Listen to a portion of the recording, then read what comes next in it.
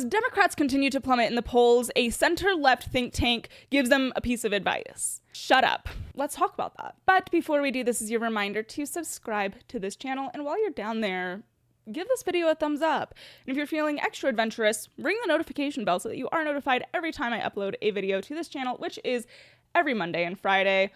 If you want to check me out on any other social medias, those are also linked down below. I post short form content on those if that is something that you're interested in. And without any further ado, let's dive right in.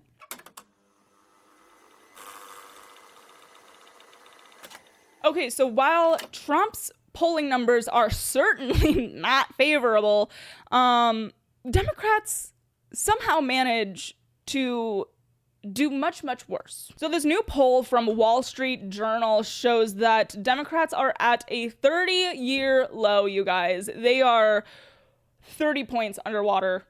It's actually pretty impressive. And there's a million reasons for this. They're just kind of an unlikable group of people. And to be honest, I think that the tides are turning. I don't think people are becoming more favorable towards Democrats by any means, but I think people more broadly are getting turned off from both parties, which I think is probably the correct way to go. But that's an issue for another day. Today we are talking about this think tank. It is called Third Way, and they are center left. They definitely lean more progressive on everything, but they did put out a memo the other day. And essentially, if you are not in the HR department of corporate America or living on a college campus, you're going to see this and think, yeah, that makes sense. Yeah, that makes sense. Unfortunately, the Democrat Party is ruled by the HR department and college campuses. Regardless, let's take a look. Okay, so this think tank was published on the 22nd. It is called, Was It Something I Said?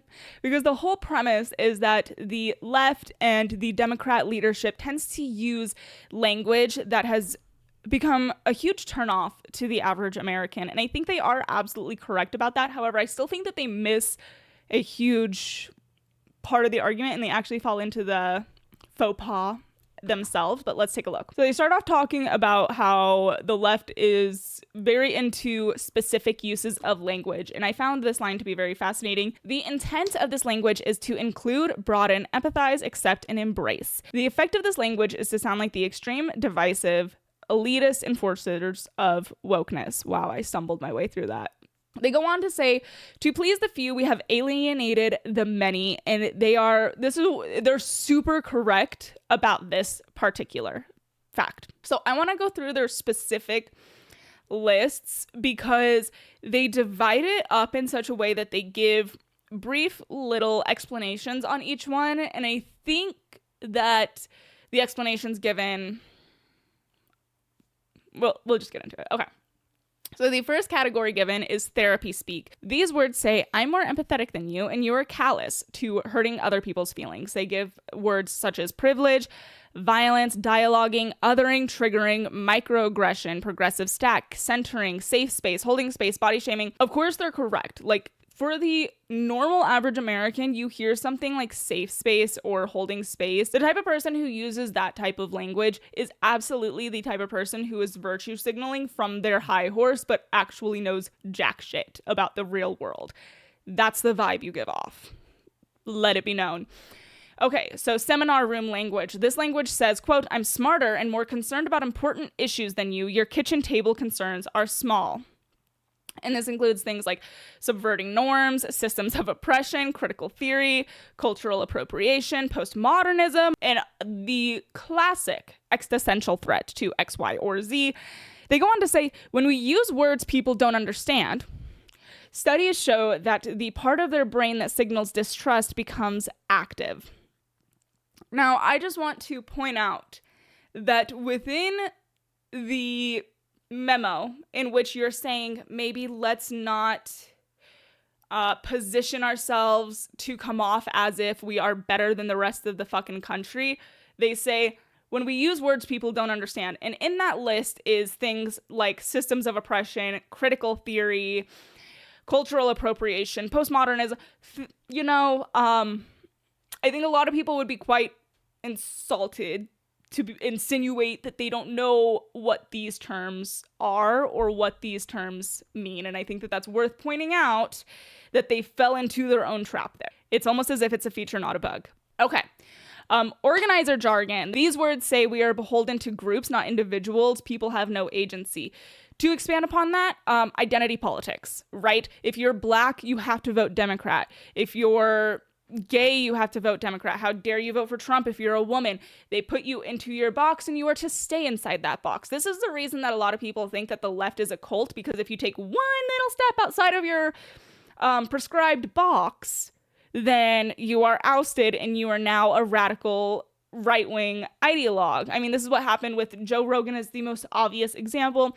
By no means is he a right-wing conservative, but because he refuses to bend the knee on, say, men competing in women's sports, now he is a right-wing extremist. It's ridiculous. But this includes things like radical transparency, small d democracy, barriers to participation, stakeholders, the unhoused, food insecurity, housing insecurity, person who immigrated. And of course, they are right on the dot with this, because things like the unhoused versus homeless.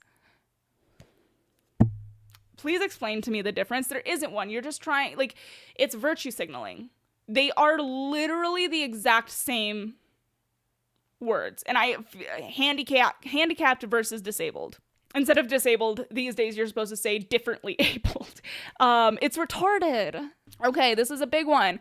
Gender orientation correctness. These say your views on traditional gender and gender roles are at best quaint. Birthing person / inseminated person, pregnant people, chest feeding, cisgendered, dead naming, heteronormative, patriarchy, LGBTQRAI, baby CD, repeat after me, whatever. So I think this might be one of the biggest ones that are agitating people right now. If you remember back in the 2024 election cycle, one of the most run campaign ads was from Trump, and it always ended with Kamala is for they, them, Trump is for you. And it was very effective because people are so sick of this shit.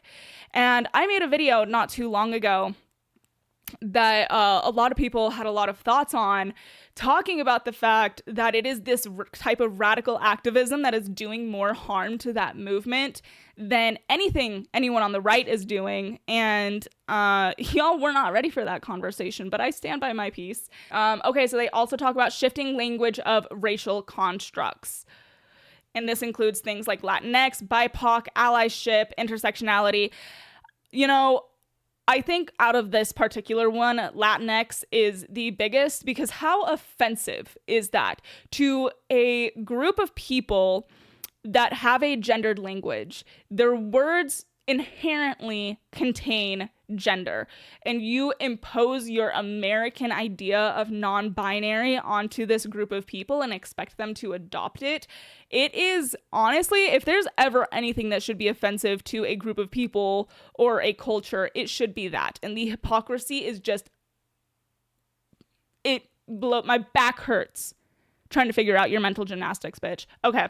And the last one that they touch on is explaining away crime. This says, quote, the criminal is the victim is the afterthought. And it includes justice involved, incarcerated people, involuntary confinement, all of these words, all of these roundabout ways to say criminal. It's kind of the same concept of, it was up here somewhere that they said a person who immigrated instead of an illegal, because they're here illegally. I don't know, this group of people gives words way too much power. So going through that, I agree with pieces, I disagree with pieces, but I think that it misses the biggest element, which is that it's not necessarily that we don't understand the words that you're using, because I think that we probably do. It might have more to do with the fact that we just disagree with you. And I think that this is the thing that the left just really cannot grapple with, is that some people on the right just disagree with you. And that doesn't make them bad people. It doesn't mean that they don't care. It doesn't make them sympathetic or empathetic towards the troubles of the rest of the country. It just means that we have a different idea on what the solution for those problems is. And that's okay. And we can discuss that. But we can't discuss it if you spend all of your time quite actually dehumanizing your political counterparts. I just did a video on this on Monday. Check that out if you want more in-depth thoughts on that shabacle. But yeah, let me know what you think in the comments. Do you think that this is going to help the Democrats? Personally, I don't. I think that that party is so infiltrated by the types of people who live by the sword and die by the sword of these words and terms that it's just not gonna do any good. But let me know what you think and subscribe to this channel and give this video a thumbs up, and we'll chat next time. Bye.